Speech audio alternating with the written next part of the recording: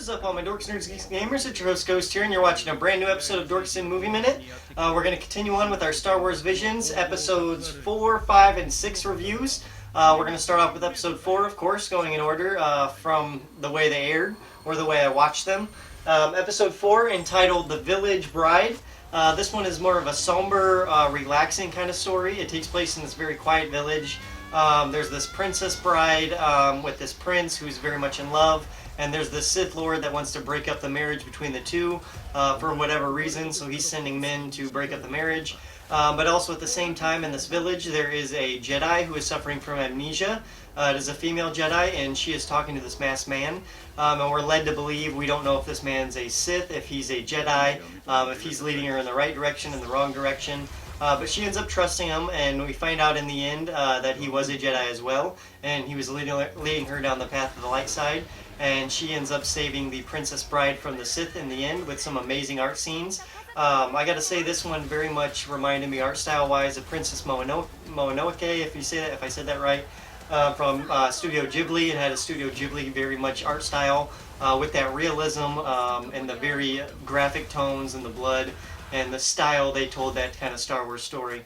So overall, I give that one a 9 out of 10. It was a very solid story. It was very emotional, and to have the amnesia Jedi remember who she was. There was a very powerful moment where she was like, I am a Jedi and I will trust in the Force, and she knew who she was at that point on. Very good story. She ends up saving the day and going on her own path, leaving the masked man Jedi to watch over the village in her stay, which I assume everything will be fine after that. But yeah, very good episode. One of my favorite episodes in this anthology so far. But moving on to episode 5, this is entitled The Ninth Jedi. This episode for me is one of the more intriguing episodes, but it was a little bit of a slog, a little bit too long for its taste.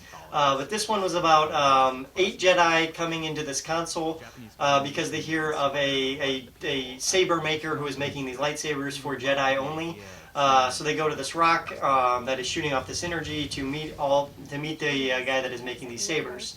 Come to find out, the guy they came to meet is not the saber maker, but is a Jedi as well. But the other people who came, it's a very confusing story, it's hard to explain. But the other people who came that we thought were Jedis, waiting for the Jedi person to make lightsabers for them, were actually all Sith, and there was actually only 2 Jedi in that equation altogether. So it's very much a psychological thriller, horror style of a Star Wars story. The art style reminding me of like a dot hack series kind of sort of thing. Very thin lines with very bold action scenes. Almost had a He-Man vibe as well with some of the mask designs on the stormtroopers and on the main bad guy, or good guy I mean, because it's a weird twist because they go from bad to good, good to bad, and they make you think over and over again who to trust. Do you trust them? Do you not? But yeah, it's a very good episode in that sense. But that's one of the reasons as well why I'm going to give it a negative, why it does slog a little bit and it keeps you on your toes, but I think it flip-flops a little bit too much to make it very, very understandable in the end. I mean, you do understand it, but it takes a lot of thinking to put all the pieces together to really understand what the story was trying to tell. So that's my thoughts on it. I'm going to give this one an 8 out of 10. 8 out of 10 on the Ninth Jedi. And also the Jedi Maker's daughter becomes the Ninth Jedi, hence the name of the Ninth Jedi. So you get to see kind of her journey from seeing all these people being Sith and having to defend these other 2 Jedi who are fighting and learning really quickly in that accord. So it's still a very good episode. 8 out of 10, not bad at all. 9 out of 10 for episode 4. 8 out of 10 for episode 5. Episode 6 is actually one of my more favorite episodes. TOB1 or Toby. It is about it's actually, first I'm going to say it's Astro Boy inspired 100%. If you're a fan of Mega Man, if you're a fan of Astro Boy, if you're a fan of those style anime or video games or stuff like that, you're going to love this episode. It's very much inspired by that. Very beautiful. They have these amazing transitions where characters will stare off into space, and then they will go into this character's face, and then they will go through the animation through their face, and then it'll be a nice, very smooth transition from animation to animation. They also have these very beautiful 3D rendered art backgrounds with 2D rendered characters, so it flows really smoothly when they're trying to do action scenes and things like that. There's also these amazing dream sequences where the boy wants to be a Jedi, and he's going to this very like hand-drawn chalk style dream sequences. Very beautiful. and well worth the watch. This is one of my favorite episodes of the whole anthology, hands down. Just because I like Astro Boy, I like Mega Man, and to see that kind of style in Star Wars is very cool.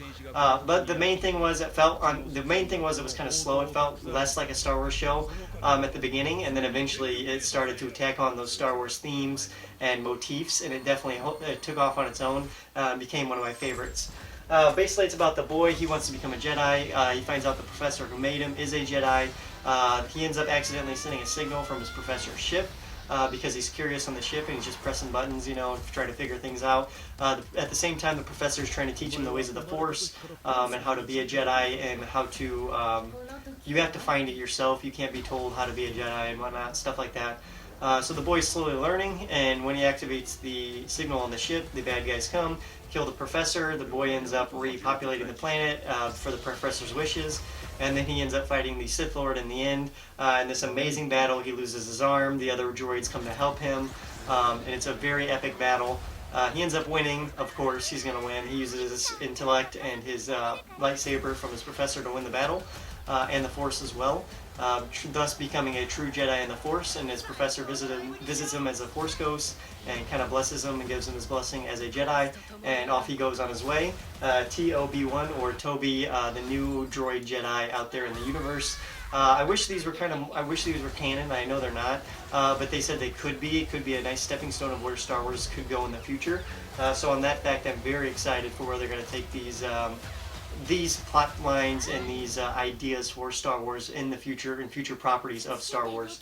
But this one, TOB1, I give a 9 out of 10. So that is a 9 out of 10 for episode 4, 8 out of 10 for episode 5, and a 9 out of 10 for episode 6. Let me know down below what you guys thought of these 3 episodes of Star Wars Visions. I thoroughly enjoyed them.